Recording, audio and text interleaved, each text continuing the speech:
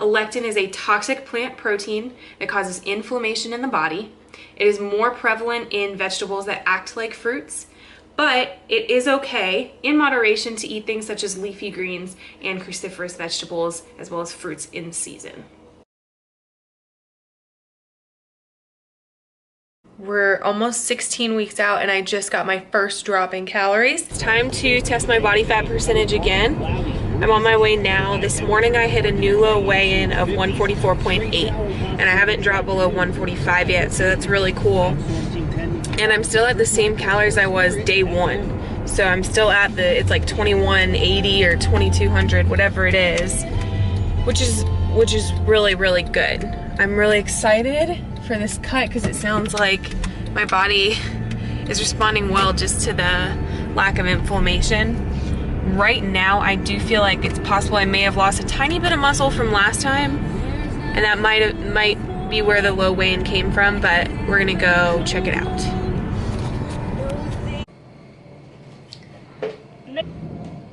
Your arms must not touch the sides of your body. The test is completed.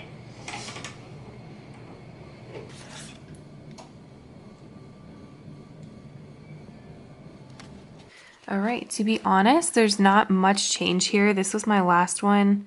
I did lose 0.2 pounds of fat in my trunk, but everything else is identical. And then where my muscle is, it looks like my upper body, like my right and left arm and my trunk, lost a little bit. And then my right leg stayed exactly the same. Left leg got a little stronger, which is great. But of course, there's going to be a little bit of variance with the in-body. So, but overall, my weight went down, muscle went down a little bit, still higher than it's ever been, up there at 66 pounds.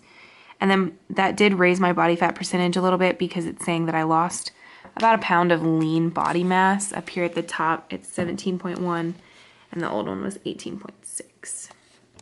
All right, it is March 22nd. We're almost 16 weeks out and I just got my first drop in calories.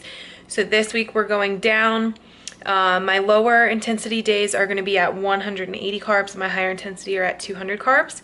And my overall calorie drop for the week is about 250 per day, and that's on my lower intensity days. So I'm pumped. I was ready for this calorie cut. I'm ready to get shredded. I'm ready.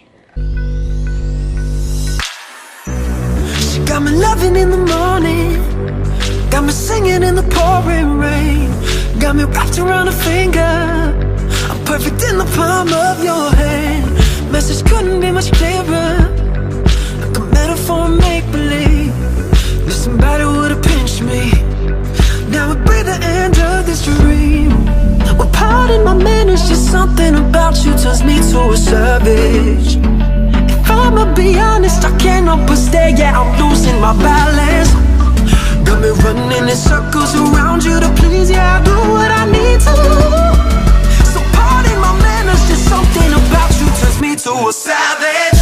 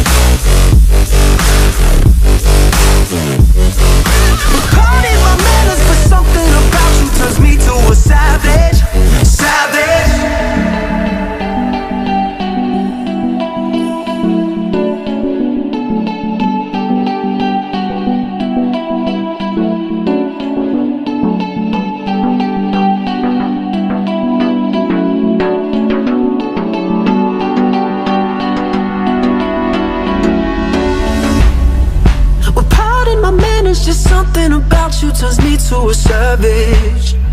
If I'ma be honest, I can't help but stay, yeah, I'm losing my balance. Got me running in circles around you to please, yeah, I do what I need to. So pardon my manners, just something about you turns me to a savage.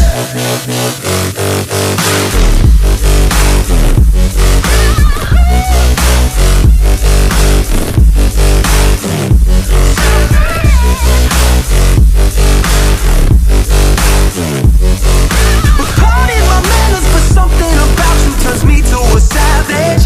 Savage.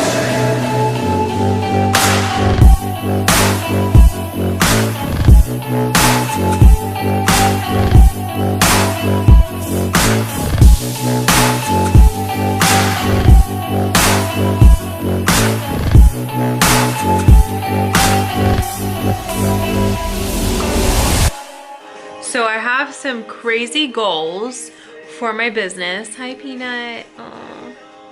And every time I sit down on my computer and just write down my ideas and where this business could go, I am so excited. Like I have really high expectations for myself, but I also see it happening. Like I don't feel like it's unrealistic. I think 100% this is going to be successful and I'm going to be able to help so many people. And I was kind of scared to start because I don't know what I'm doing. I haven't been an entrepreneur before. I've done an online coaching type business before and it didn't work out. But that did not stop me. I decided I need to stop making plans and stop planning it out and stop thinking about what I could do and just do it. And it's working. And so I'm running the numbers and I'm like, shoot, am I gonna have to quit my job in a couple months because every client takes 3 to 6 hours out of my week. If I get 20 clients, I'm gonna have to quit my job. And if that were the case, I would be financially fine because the way I've set up my business, it's going to sustain me and it's going to be so good for the people that are going through it, and I just cannot wait to expand and see where I can take this thing. But I wanted to talk about my prep a little bit because that's kind of why I started this YouTube channel. So like I said, this week we're dropping 250 calories, but my super intense workout days, I get a little bit more. And I forgot to mention my steps also increased by 1,000. So I'll be walking 11,000 steps every day instead of just 10,000. And I was just barely hitting that 10,000. So I need to put a little more effort into it because I'd wake up, I do like 10 minutes on the treadmill before my workout. In my workout, I probably get 1,500 to 2,500 steps. And then throughout the day, I might rack up 5,000 at work if I try. But then I'd come home and have 8,000 steps, and I would just walk back and forth while I was walking or while I was reading a book or texting my clients or playing with Peanut to hit the last 2,000. And I can't keep doing it like that. So I need to come home with like 10,000 and only have 1,000 left. But I can do it. I'm confident that I can do it, and I have to do it, so I will do it. Not a question. But yeah, that's my prep update. I'm feeling super good. My sleep's been really weird. Not bad. It's just really hard for me to fall asleep all of a sudden. And it's not like I'm drinking more caffeine or anything like that. I don't know what it is, but yeah. I'm really enjoying prep so far. Let's talk about lectins. What is a lectin? It is a plant protein that is toxic that is a huge source of inflammation in the body. A lectin is a sort of defense mechanism that plants have when they know they're being eaten. It basically causes that inflammation response in the body so that the predator will stop eating it and pests will stop eating the plant. Lectin mimics insulin, which confuses your body. And then your body believes that it's under attack and starts to store fat for this battle that it's having with the lectin. Really, any source of inflammation is an indication that your body's in a state of war, and it's going to be storing fat so that it ensures it has enough supplies to fight off this sickness or this disease or this attack that it's under. The worst plants that do this are vegetables that are classified as fruits, such as tomatoes.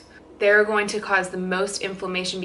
Lectins are also resistant to digestion, so you might experience bloating or immediate weight gain or an inability to digest and an uncomfortable feeling in your gut when you eat lectins. Lectins are also present in processed foods and genetically modified organisms, or GMOs. Whole grains, corn, and soy are probably the worst ones there. And then especially gluten, products that have gluten in them and gluten itself. Now, you don't want to opt for a gluten-free option of the same thing, because gluten-free options are going to contain a substance called WGA, which is going to essentially mimic gluten and have even more sugar and even more lectins in it without the gluten. Over the long-term inflammation can lead to depression, cancer, heart disease, and diabetes, as well as other things. So you might be asking yourself, if I can't eat vegetables and fruits, what can I eat? So not all vegetables are going to be on the same level as others. They're not all going to cause the same amount of inflammation, and there are some vegetables that are okay to eat in moderation, such as leafy greens and cruciferous vegetables such as cauliflower, broccoli, cabbage, spinach, and the like. With fruits, you really want to limit those as much as you can because they are extremely high in sugar. So if you think about a juice cleanse, normally, say in the span of 30 minutes, you can maybe eat 2 to 3 apples on your own. What a juice does is smashes 15 to 20 apples into one juice that you consume in 2 minutes, maybe 5 minutes. You're ingesting all that sugar, which is not normal for your body, and it's all that lectin as well. It's actually possibly going to cause immediate weight gain because of those lectins that you're digesting and all of that sugar that you're ingesting. So limit your fruits and really try to only eat them in season, because when they're not in season and you're eating them, that means they've been basically modified to be transported across the United States. So they are sprayed with chemicals that you're ingesting, and they're sprayed with things that will cause them to stay ripe longer. So just to recap, a lectin is a toxic plant protein that causes inflammation in the body. It is more prevalent in vegetables that act like fruits, but it is okay in moderation to eat things such as leafy greens and cruciferous vegetables, as well as fruits in season.